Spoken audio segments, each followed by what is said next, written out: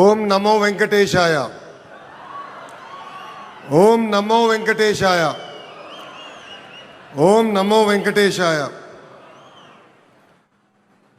గౌరవ ముఖ్యమంత్రి శ్రీ నారా చంద్రబాబు నాయుడు గారికి, సినిమాలో పవర్ స్టార్, రాజకీయాల్లో జనసేనాని, ఎక్కడ తగ్గాలో తెలుసు, ఎక్కడ నెగ్గాలో కూడా తెలుసు. నాకు సొంత అన్న లేని లోటు తీర్చిన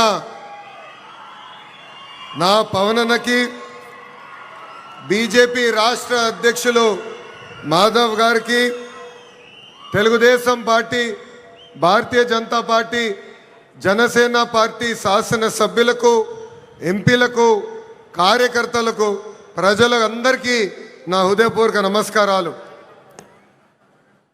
కలియుగ దైవ సాక్షిగా ప్రజాప్రభుత్వం 2 ఏళ్ల పాలన పూర్తి చేసుకుంటాం జరిగింది. ప్రజాప్రభుత్వ అధికారంలోకి వచ్చిన తర్వాత ప్రశాంతత వచ్చింది.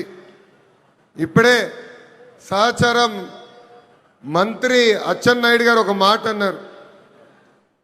ప్రజాప్రభుత్వం వచ్చిన 2 ఏళ్లలోనే ప్రజలకి స్వాతంత్రం వచ్చిందని. మనందరం చూస్తున్నాం. జేసీబీలు లేవు, దాడులు లేవు, హత్యలు లేవు, అంతెందుకు బూతులు కూడా లేవు. ఈరోజు నాకు ఇప్పుడు కూడా బాగా గుర్తు, యువగలం పాదయాత్రలో ఇదే చంద్రగిరి గడ్డపై మీటింగ్ పెట్టా. ఆనాడే చెప్పా, వెంకటేశ్వర స్వామి జోలికి వెళ్ళొద్దు, మాడి మసైపోతామని ఆనాటి ముఖ్యమంత్రికి నేను హెచ్చరిక జారీ చేశా. కానీ నా మాట ఇన్లా, దేవుడితో పెట్టుకున్నారు. ఇప్పుడు వాళ్ళ పరిస్థితి ఏంటో ప్రజలందరూ ఒక్కసారి ఆలోచించాలి. విశ్వవిఖ్యాత నడ సార్వభౌమ స్వర్గశ్రీ నందమూరి తారక రామారావు గారికి సీమ అంటే చాలా ప్రేమ. ఆనాడు కరువు వస్తే జోలు పట్టుకుని సీమ ప్రజల్ని ఆదుకున్న వ్యక్తి ఎన్టీఆర్. అంతేకాదు, తెలుగు గంగా గాలేరు నగర్ని ప్రాజెక్ట్ని తయారు చేసింది ఎన్టీఆర్. మహిళలకి ప్రత్యేకంగా విశ్వవిద్యాలయం ఏర్పాటు చేసింది ఎన్టీఆర్.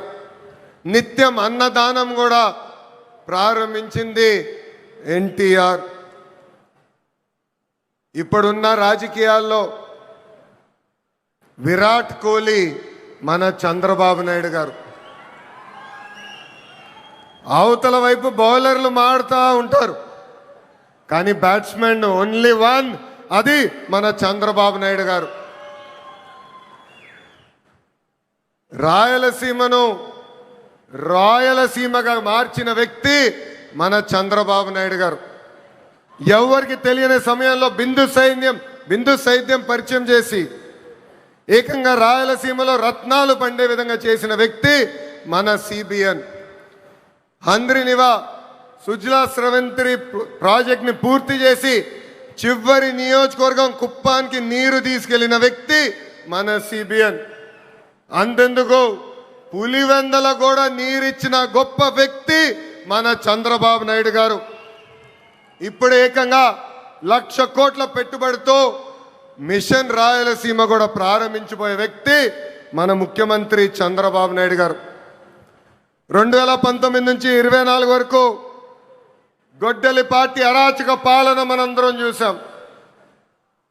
వాళ్ళ చెల్లికి అన్యాయం చేయొద్దని అడిగిన బీసీ బిడ్డ అమర్నాథ్ గౌడ్ పైన పెట్రోల్ పోసి ఎలా తగలబెట్టారో మనం కల్లారా చూసాం. ఒక మాస్క్ అడిగినందుకు ఒక దళిత డాక్టర్ సుబ్రహ్మణ్యాన్ని పిచ్చోడు చేసి ఎలా చంపేశారో ప్రజలందరూ చూశారు. సొంత డ్రైవర్ సుబ్రహ్మణ్యాన్ని ఏకంగా గంజాయి మత్తులో చంపేసిన వాళ్ళ ఎమ్మెల్సీని మనందరం చూసాం. నంద్యాల నియోజకవర్గంలో ఒక మైనారిటీ కుటుంబాన్ని వేధిస్తున్నారు, ఈ వేధింపులు మేము తట్టుకోలేమని ఆత్మహత్య చేసుకునే పరిస్థితి మనందరం చూసాం. వైకాపా నాయకుల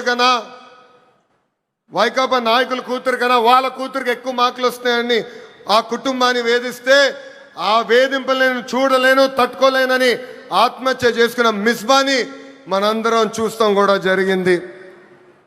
ఆనాడు అన్నారు, తెలుగుదేశం పార్టీ జెండా లేకుండా చేస్తామన్నారు.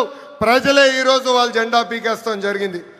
వై నాట్ 175 అని చెప్తే ఏకంగా టీమ్ 11 ప్రజలు వాళ్ళకి తీర్పిస్తాం కూడా జరిగింది.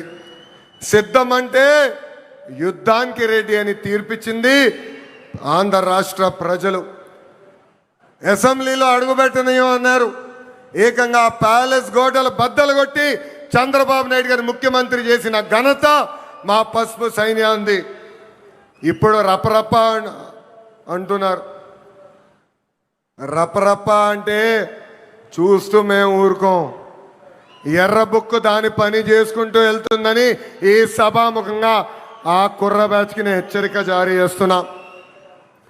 ప్రజాప్రభుత్వం 2 ఏళ్ల పాలనలో సుపరిపాలన అందించాం. అన్ని చేశామని కాలు రెగరేసుకుని మేము తిరగట్లేదు. కానీ ఎన్ని ఆర్థిక ఇబ్బందులున్నా ఇచ్చిన హామీలు ఒక పద్ధతి ప్రకారం నిలబెట్టుకుంటూ వెళ్తున్నాం. ఎవరు ఊహించిన విధంగా అధికారంలోకి వచ్చిన వెంటనే 4,000 రూపాయలు వృద్ధులకి పెన్షన్ ఇస్తున్నాం. వికలాంగులకి 6,000 రూపాయలు బెడ్కే పరిమితం అవుతే 15,000 రూపాయలు పెన్షన్ ఇస్తున్న ఏకైక ప్రభుత్వం ఆంధ్ర రాష్ట్రంలో ఉన్న ఎన్డీఏ ప్రభుత్వం. అంతేకాదు మూసేసిన అన్న క్యాంటీన్లు తిరిగి ప్రారంభించాం. డిఎస్సి ద్వారా 16,000 టీచర్ పోస్టులు భర్తీ చేశాం.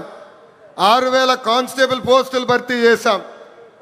ఏకంగా మన జాబ్ క్యాలెండర్ విడుదల చేసి సంవత్సరం పూర్తయ్యే లోపల 10,000 ఉద్యోగాలు కూడా భర్తీ చేసే బాధ్యత ఎన్డీఏ ప్రభుత్వం తీసుకుంటుంది.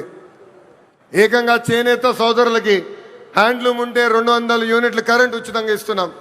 పవర్ లూమ్ ఉంటే 500 యూనిట్ల కరెంట్ ఉచితంగా ఇస్తున్నాం. ఆటో డ్రైవర్ల సేవలో ఆదుకున్నాం.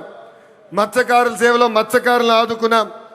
స్త్రీ శక్తి పేరుతో మహిళలకి బస్సులో ఉచితంగా ప్రయాణించే హక్కు కూడా ప్రజాప్రభుత్వం కల్పించింది. దీపం పథకం ద్వారా ఉచితంగా గ్యాస్ సిలిండర్లు కూడా మా తెలుగింటి ఆడబడుచులకి పంపిస్తాం కూడా జరుగుతుంది. ప్రజాప్రభుత్వం నినాదం ఒకటే, ఒకే రాష్ట్రం ఒకే రాజధాని, కానీ అభివృద్ధి వికేంద్రీకరణ. ఇప్పుడే మాధవ్ గారు చెప్పినట్లు భారతదేశంలో 100 రూపాయలు పెట్టుబడులు వస్తే దాంట్లో 25 రూపాయలు ఆంధ్ర రాష్ట్రాన్ని ఎత్తుకుంటూ వస్తుంది. ప్రజలందరూ ఒక్కసారి ఆలోచించాలి. గూగుల్ ఆర్సిలర్ మిత్తల్ ఉత్తరాంధ్రకి తీసుకెళ్ళాం. రాజధాని క్వాంటమ్ కోస్తాంధ్రకి తీసుకొచ్చాం. ఏకంగా ఫైటర్ జెట్లు రాయల్ ఎన్ఫీల్డ్ ఈరోజు రాయలసీమకి తీసుకొచ్చిన ఘనత ఒక ఎన్డీఏ ప్రభుత్వాన్ని. మనది గూగుల్, వాళ్ళది గొడ్డలి. మంది ఫైటర్ జెట్, వాళ్ళది ఫ్యాక్షన్.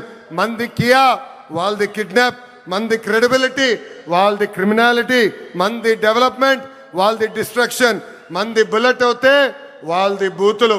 మనం మహిళలకి 33% రిజర్వేషన్ ఇస్తే ఏకంగా తల్లిని చెల్లిని మెడబట్టి బయటికి గంటేసిన చరిత్ర ఆ గొడ్డలి పార్టీది. ప్రజలందరూ ఒక్కసారి ఆలోచించాలి. జగన్ ఆయన పేరులో జీ చూసి జెన్జీ అనుకుంటున్నాడు. జగన్ పేరులో ఉన్న జీ గొడ్డలి. అందుకే ఆ పార్టీకి గొడ్డలి పార్టీ అని ఈరోజు పేరు పెడతాం జరిగింది. జగన్కి సిసిడి జబ్బు ఉందండి. సిసిడి అంటే ఏంటో తెలుసా? క్రెడిట్ చోరీ జబ్బు, క్రెడిట్ చోరీ డిసార్డర్. ఏకంగా పేపర్లో వార్తలు వచ్చినాయి, ఆంధ్ర రాష్ట్రానికి ఆర్సిలర్ మిత్తల్ ప్రాజెక్ట్ వస్తుందని. ఆయన ప్రెస్ మీట్ పెట్టి ప్రాజెక్ట్ రావట్లేదు, పక్క రాష్ట్రానికి వెళ్తుందని చెప్పారు. గౌరవ ముఖ్యమంత్రి గారు, ఉప ముఖ్యమంత్రి గారు ఆ ప్రాజెక్ట్కి శంకుస్థాపన వేస్తే లేదు నేనే ఆ ప్రాజెక్ట్ని తీసుకొచ్చానని ప్రెస్ మీట్లో చెప్పే పరిస్థితి మనందరం చూసాం. ఇంతేకాదు ప్రపంచం మొత్తం తిరిగి పెద్ద ఎత్తున గూగుల్ని మన రాష్ట్రానికి తీసుకొస్తే వాళ్ళు అడ్డుపడ్డారు, కోర్టులో కేసేశారు. కానీ ఇప్పుడు ప్రెస్ ముందరికి వచ్చి మా వల్లనే గూగుల్ ప్రాజెక్ట్ వచ్చిందని చెప్పుకునే పరిస్థితి. ఇంకా కొన్ని సంవత్సరాలు పోతే ఆగస్ట్ 15 నాడు భారతదేశానికి స్వాతంత్రం తీసుకొచ్చింది మా తాత అని చెప్పుకునే పరిస్థితికి సిసిడి జగన్ వస్తారు. జగన్ కొన్ని కంపెనీలు తీసుకొచ్చాడు. ఆ కంపెనీ పేర్లు మనందరం మర్చిపోయాం. ప్రజలందరూ ఒక్కసారి గుర్తు చేయాలనుకుంటున్నా. ఆ కంపెనీ పేర్లు Andhra gold, president medal, gold medal. అలాంటి కంపెనీలు తీసుకొచ్చిన చరిత్ర ఆ పార్టీది. Google, ఆసిలర్ Mittal, royal Enfield fighter jet తయారు చేసిన పరిశ్రమలు తీసుకొచ్చిన చరిత్ర మా ఎన్డీఏ ప్రభుత్వాన్ని. చిన్నప్పుడు 10th క్లాస్ పేపర్ లీక్లో టీచర్లు జగన్ని చితకబాదారంట. అందుకే టీచర్లు చూస్తే ఆయన చాలా కోపం, కక్ష. అధికారంలో ఉన్నప్పుడు మద్యం షాపుల ముందల కాపులాగా నిలబెట్టారు ఆయన టీచర్ని. ఏకంగా మనం డిఎస్సి విడుదల చేస్తే 226 కేసులు ఆ డిఎస్సి పైన వేశారు. ఎవరు ఊహించిన విధంగా 150 రోజుల్లో 16,347 పోస్టులు భర్తీ చేసిన ఘనత మన ఎన్డీఏ ప్రభుత్వాన్ని. నిన్న ప్రెస్ మీట్ నేను చూసా. జగన్ నన్ను ప్రశ్నించట్లేదు, గౌరవ ముఖ్యమంత్రి చంద్రబాబు నాయుడు గారిని ప్రశ్నించట్లేదు, ఆంధ్ర రాష్ట్ర ప్రభుత్వాన్ని ప్రశ్నించట్లేదు. రాజ్యాంగం రాసిన అంబేద్కర్ గారిని ప్రశ్నిస్తున్నారు, రిజర్వేషన్ని ప్రశ్నిస్తున్నారు, రాజ్యాంగాన్ని ప్రశ్నిస్తున్నారు. అందుకే ఈ సభాముఖంగా జగన్కి నేను హెచ్చరిక జారీ చేస్తున్నా.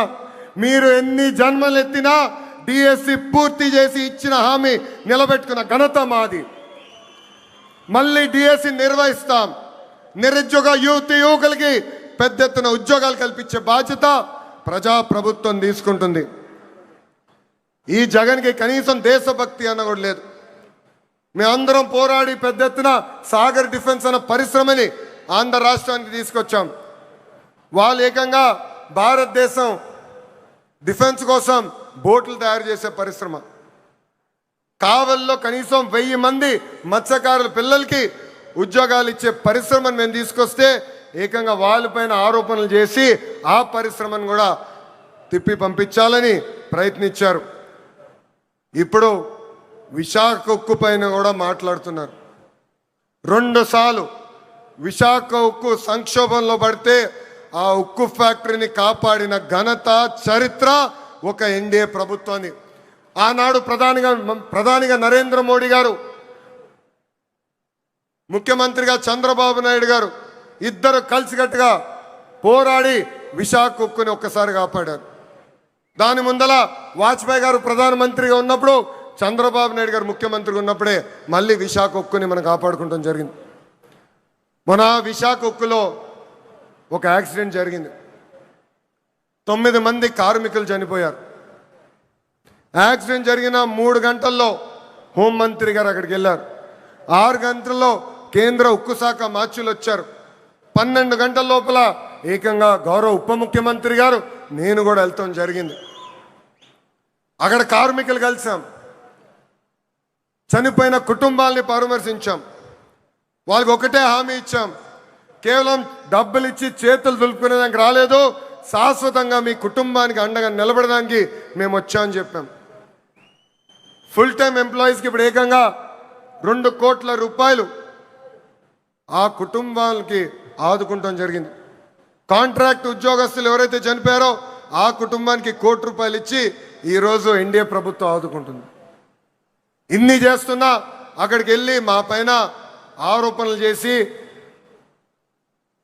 ఇచ్చే 2 కోట్లు వద్దు, 1 కోటి రూపాయలే ఇవ్వండి అని చెప్పే పరిస్థితికి వచ్చాడు పులివెందల శాసన సభ్యుడు.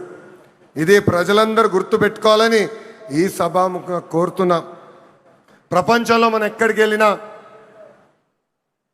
భారతదేశ వైపు అందరు చూస్తున్నారంటే దానికి కారణం మన నమో గౌరవ ప్రధానమంత్రి శ్రీ నరేంద్ర మోడీ గారు. మొన్నే రష్యాకి వెళ్ళా, వాళ్ళందరూ ఆశ్చర్యపోయారు. ఇంత సమర్థవంతమైన నాయకత్వం భారతదేశానికి ఎలా వచ్చింది, పొలిటికల్ స్టెబిలిటీ భారతదేశానికి ఎలా వచ్చిందంటే కేవలం ఒక్క వ్యక్తి, అది మన నమో వల్లనే వచ్చిందని వాళ్ళు చెప్తాం జరిగింది. ఇతర రాష్ట్రాల్లో నమో అంటే నరేంద్ర మోడీ గారు, కానీ ఆంధ్ర రాష్ట్రంలో నమో అంటే నాయుడుజీ మోడీజీ గారి అద్భుతమైన జోడి. ఇతర రాష్ట్రాల్లో డబుల్ ఇంజన్ సర్కారు ఉంటే కేవలం ఆంధ్ర రాష్ట్రంలోనే డబుల్ ఇంజన్ బుల్లెట్ ట్రైన్ సర్కారు ఉంది. ఈరోజు ఈ డబుల్ ఇంజన్ బుల్లెట్ ట్రైన్ సర్కారు వల్లనే మనం విశాఖ ఉక్కుని కాపాడుకున్నాం. అమరావతి పోలవరానికి కావాల్సిన నిధులు తీసుకొచ్చాం. ఎప్పుడో రావాల్సిన ఏకంగా విశాఖ రైల్వే జోన్ని కూడా మనం తీసుకొస్తాం జరిగింది. ఇంతేకాదు ఫైటర్ జెట్ ఆమ్కా ప్రాజెక్ట్ని తీసుకొచ్చాం. త్వరలో కర్నూలులో కూడా హైకోర్టు బెంచ్ ఏర్పాటు చేసే బాధ్యత ఈ డబుల్ ఇంజిన్ బుల్లెట్ ట్రైన్ సర్కారు తీసుకుంటుందని ఈ సభాముఖంగా ప్రజలందరికీ తెలియజేస్తున్నాం. రాయలసీమను రాయలసీమగా మార్చిన ఘనత ఎన్డీఏది. 1,00,000 కోట్ల పెట్టుబడితో ఈరోజు మిషన్ రాయలసీమకి మనం శ్రీకారం చుడుతున్నాం. రాయల్ ఎన్ఫీల్డ్ వచ్చింది సీమకి, ఎల్జీ ఎలక్ట్రానిక్స్ వచ్చింది సీమకి, ఏసీ తయారు చేసే కెరియర్ వచ్చింది మన సీమకి. అంతేకాదు రిలయన్స్ ఇండస్ట్రీస్ కూడా వచ్చింది మన సీమకి. That is the commitment of NDA government for Rayalaseema అని ఈ సభాముఖంగా తెలియజేస్తున్నాం. తెలుగుదేశం పార్టీ, జనసేన, భారతీయ జనతా పార్టీ అనేది ఒక పెద్ద కుటుంబం. కుటుంబం అన్నప్పుడు చిన్న చిన్న సమస్యలు రావచ్చు. మనందరం కూర్చుని మన సమస్యలు పరిష్కరించుకోవాలి. ఆ బాధ్యత ఇక్కడున్న నాయకులందరిపైన ఉంది. కూటమి ధర్మాన్ని అందరం కలిసికట్టుగా కాపాడుకోవాలి. అహంకారం మనకు వద్దు. అహంకారం వస్తే ఏమవుతుందో మనందరం చూసాం. 151 స్థానాలు 11 అయినాయి. ఇది మనందరం గుర్తుపెట్టుకొని ప్రజల్లోకి వెళ్దాం, ప్రజల్లో చైతన్యం తీసుకొద్దాం, ప్రజలకి అండగా నిలబడదామని ఈ సభాముఖం మిమ్మల్ని అందరినీ నేను కోరుతున్నా. ప్రజాప్రభుత్వం కొనసాగింపు అనేది చాలా చాలా అవసరం. మనం చూసాం ఒక గుజరాత్, ఒక ఒరిస్సాలో వరుసగా ఒకే ప్రభుత్వ అధికారంలోకి వచ్చగల ఎంత అభివృద్ధి చెందినాయో. పెద్ద ఎత్తున పెట్టుబడులు వచ్చినాయి, పెద్ద ఎత్తున రోడ్లు వేసుకున్నారు, కరెంట్ ఛార్జీలు తగ్గించుకున్నారు, ముందరికెళ్ళారు. కానీ ఆంధ్ర రాష్ట్రంలో 2014 నుంచి 19 వరకు ఎన్డీఏ ప్రభుత్వం, దాని తర్వాత గొడ్డలి పార్టీ ప్రభుత్వం వచ్చిన తర్వాత మనం ఎంత నష్టపోయామో మనందరూ తెలుసు. దయచేసి ఇది మనందరం గుర్తుపెట్టుకోవాలి. ప్రభుత్వం కొనసాగింపు అనేది ఎందుకు అవసరమో ప్రజలందరి దగ్గరికి వెళ్ళి చెప్పాలని ఇక్కడున్న కార్యకర్తలందరినీ నేను కోరుకుంటున్నాను. నేను ఫైనల్గా చెప్పేది ఒకటే, ఎన్డీఏతో వికాసం, గొడ్డలి పార్టీతో విధ్వంసం. గొడ్డలి పార్టీ రాష్ట్రానికి హానికరమని మనం తొక్కిన ప్రతి గడపకి చెప్పాలని ఈ సభాముఖం మిమ్మల్ని అందరినీ కోరుకుంటూ, నాకింత అద్భుతమైన అవకాశం ఇచ్చిన ప్రజలందరికీ పేరు పేరున నా హృదయపూర్వక ధన్యవాదాలు తెలుపుకుంటూ మీ అందరి దగ్గర నుంచి సెలవు తీసుకుంటున్నాం.